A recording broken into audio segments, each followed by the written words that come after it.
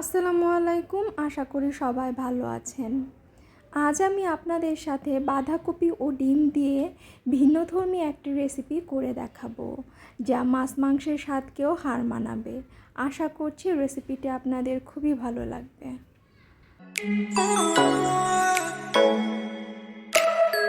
প্রথমে বাঁধাকপিগুলোকে কুচি কুচি করে এইভাবে কেটে নিতে হবে। আমি এখানে মিডিয়াম সাইজের একটা বাঁধাকপি কুচি করে কেটে খুব ভালো করে ধুয়ে নিয়েছি। এখন এটাকে সিদ্ধ করে নেব। সিদ্ধ করা হয়ে গেছে। এখন আমি এটাই খাঁচির মধ্যে ঢেলে দিয়েছি যেন এর এক্সট্রা পানিগুলো ঝরে যায়। পানি ঝরা শেষ হলে হাত দিয়ে চিপে চিপে আরও যে এক্সট্রা পানিগুলো আছে সেগুলো বের করে নিতে হবে।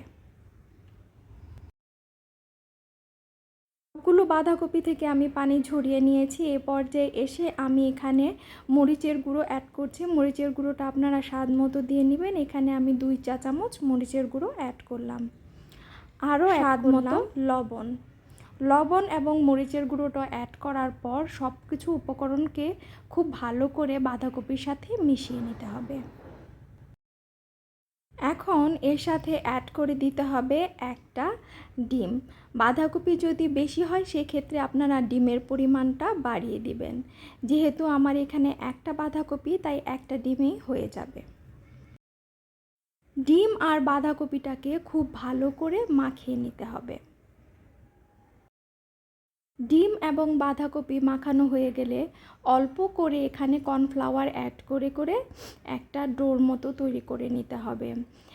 একবারে বেশি কর্নফ্লাওয়ার দিতে যাবেন না। প্রথমে 1 টেবিল চামচ দিয়ে আমি দেখছি যে এটা ডোর জন্য পারফেক্ট কিনা।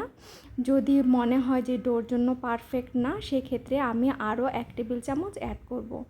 তো আমি এখানে আরও 1 টেবিল চামচ কর্নফ্লাওয়ার অ্যাড করে দিলাম। আপনাদের বাসায় যদি কর্নফ্লাওয়ার না থাকে সেক্ষেত্রে আপনারা এখানে আটা বা ময়দা বা চালের গুঁড়াও অ্যাড করতে পারেন।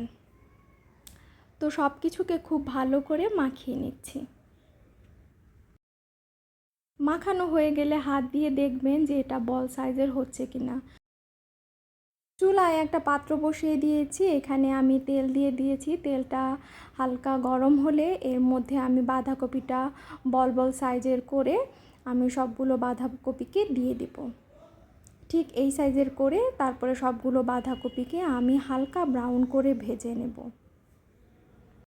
আর এ পর্যায়ে এসে কিন্তু চুলার জাল মিডিয়াম হিটে থাকবে। খুব বেশি হাই হিটেও না, আবার খুব বেশি লোতেও থাকবে না। মিডিয়াম হিটে রেখে এই বাঁধাকপিটা ভেজে নিতে হবে। আপনি যদি খুব হাই হিটে ভাজতে যান তাহলে দেখা যাচ্ছে উপরের অংশটা পুড়ে যাবে, ভিতরে কাঁচাই থেকে যাবে। সবগুলো বাঁধাকপি দেওয়ার পর এটাকে ঢাকনা দিয়ে মিডিয়াম হিটে রান্না করে নিতে হবে 10 মিনিট। ফিরে আসছি 10 মিনিট পর। ফিরে আসলাম 10 মিনিট পর। 10 মিনিট পর আমি সবগুলোকে উল্টে দিব। উল্টে আবার এটাকে ঢাকনা দিয়ে রান্না করে নিব 10 মিনিট। ঠিক এইভাবে হালকা ব্রাউন করে সবগুলোকে ভেজে নিতে হবে। তো আমার ভাজা হয়ে গিয়েছে। এখন আমি একটা বাটিতে এগুলো উঠিয়ে নিচ্ছি। একটা পাত্র বসিয়ে দিয়েছি। এখানে আমি 2 টেবিল চামচের মতো সয়াবিন তেল দিয়ে দিচ্ছি এবং হাফ কাপের মতো পেঁয়াজ কুচি দিয়ে দিচ্ছি। দিয়ে এগুলাকে হালকা ব্রাউন করে ভেজে নেব। পেঁয়াজগুলো হালকা ব্রাউন করে ভাজা হয়ে গেলে এর মধ্যে দিয়ে দিতে হবে 1 চা চামচ রসুন বাটা, 1 চা চামচ আদা বাটা, 2 চা চামচ মরিচের গুঁড়ো, 1 চা চামচ হলুদের গুঁড়ো, আরও অ্যাড করলাম 1 চা চামচ ভাজা জিরের গুঁড়ো ও হাফ চা চামচ গরম মশলার গুঁড়ো। এখন সবগুলো মশলাকে খুব ভালো করে কষিয়ে নিতে হবে। যদি দেখেন যে মশলাগুলো নিচে পুড়ে যাচ্ছে সেক্ষেত্রে কিন্তু অবশ্যই পানি দিয়ে নেবেন।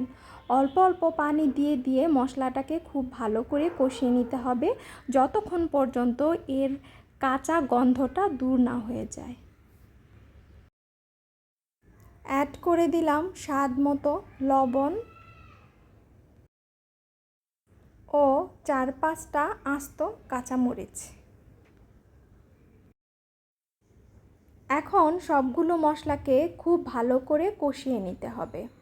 অল্প অল্প করে পানি দিয়ে দিয়ে এইভাবে 6 থেকে 7 বার পানি দিয়ে আমি মশলাগুলোকে কষিয়ে নেব। মশলাটা খুব ভালো করে কষানো হয়ে গিয়েছে, দেখুন তেলটা ভেসে উঠেছে। এ পর্যায়ে এসে দিয়ে দিলাম আগে থেকে ভেজে রাখা বাঁধাকপিটা দিয়ে খুব ভালো করে এই মশলার মধ্যে বাঁধাকপিটা কষিয়ে নিতে হবে 5 থেকে 6 মিনিটের মতো। মশলার মধ্যে বাঁধাকপিটা খুব ভালো করে কষানো হয়ে গেলে অ্যাড করে দিতে হবে প্রায় 2 কাপের মতো পানি। পানির পরিমাণটা এখানে কম দেওয়ার চেষ্টা করবেন, খুব বেশি পানি দেওয়ার প্রয়োজন নেই। 2 কাপের মতো পানি দিয়ে এটাকে ঢাকনা দিয়ে হাই হিটে রান্না করে নিতে হবে যতক্ষণ না পর্যন্ত এর পানিটা শুকিয়ে না যায়। এই রেসিপিটা কিন্তু মাখা মাখা খেতেই খুব ভালো লাগে, তাই খুব বেশি ঝোলের প্রয়োজন নেই। আমার রান্নাটা অলমোস্ট কমপ্লিট। এ পর্যায়ে এসে আমি হাফ চা চামচের মতো ভাজা জিরার গুঁড়া অ্যাড করলাম সুন্দর একটা স্মেলের জন্য। এখন পরিবেশনের পালা। তো আমি এটাকে একটা সার্ভিং ডিশে সার্ভ করে নিচ্ছি। এই রেসিপিটা কিন্তু খেতে খুবই সুস্বাদু। আপনারাও বাসায় বাঁধাকপি ও ডিম দিয়ে একঘেয়েভাবে ভাজি না খেয়ে এই রেসিপিটি ট্রাই করতে পারেন। আশা করছি রেসিপিটি আপনাদের খুবই ভালো লাগবে। ভালো লাগলে চ্যানেলটিকে সাবস্ক্রাইব করে পাশেই থাকবেন, ভিডিওটিতে লাইক দিবেন, কমেন্ট করবেন, শেয়ার করবেন। আজ এই পর্যন্তই। পরবর্তীতে নতুন কোনো রেসিপি নিয়ে হাজির হব। সেই পর্যন্ত ভালো থাকুন, সুস্থ থাকুন। আল্লাহ হাফেজ।